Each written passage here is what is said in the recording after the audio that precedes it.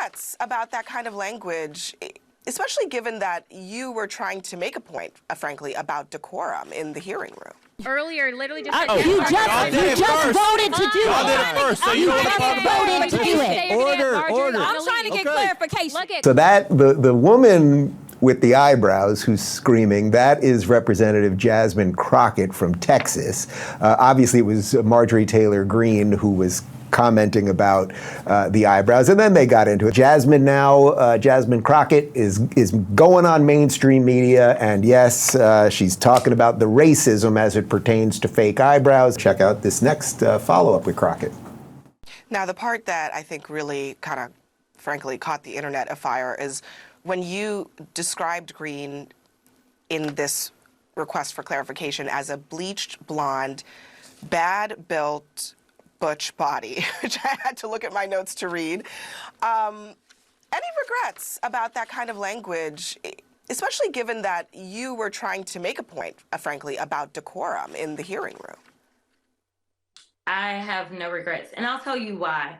Because Marjorie Taylor Greene is the type of person that if you give her an inch, she'll take a mile. And the fact that they continue to allow her to break the rules of decorum over and over and over, whether it's the State of the Union that the president is delivering and she's wearing a MAGA hat or otherwise, the reason that she didn't have committee assignments before was because she did not know how to conduct herself as a member of Congress. And so if I just sit there and say, oh, well, Marjorie said it about me, what's to stop her to continue to do it again and again? And at the end of the day, I was elected as a representative of Congress, but that doesn't mean that I'm supposed to be somebody's doormat.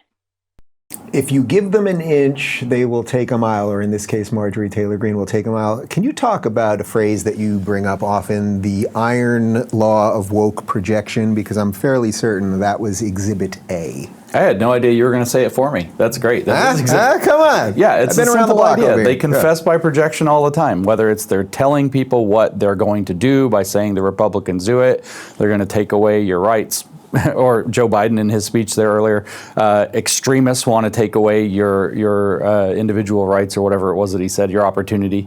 Yeah, the left is extremists and they're taking away people's rights and liberties. But in this case, it is 100% clear that decorum is a hot mess. AOC's on her pretending to be a black preacher rant every other week or whatever in Congress. She's got her weird videos she puts out whether she's talking. So this whole decorum thing, but what it is, it's the iron law of woke projection, but they're very skilled at then taking a situation and turning it around. And now you can see the lever they're going to work. And it's going to be keep Marjorie Taylor Greene out of power and make sure Republicans who might speak up or say something. Do we need to, speaking of these decorum, do we need to bring up Cori Bush? Should we just bring up Cori Bush just because? Or Tlaib or any of these people, of them, yeah. all of them, repeatedly, the squad, this is their bread and butter, is this kind of provocation. And what they do is if anybody answers, if anybody claps back, maybe Marjorie's out of line here, whatever, all of a sudden that's the whole huge lever to say they can't have committee appointments. This is why.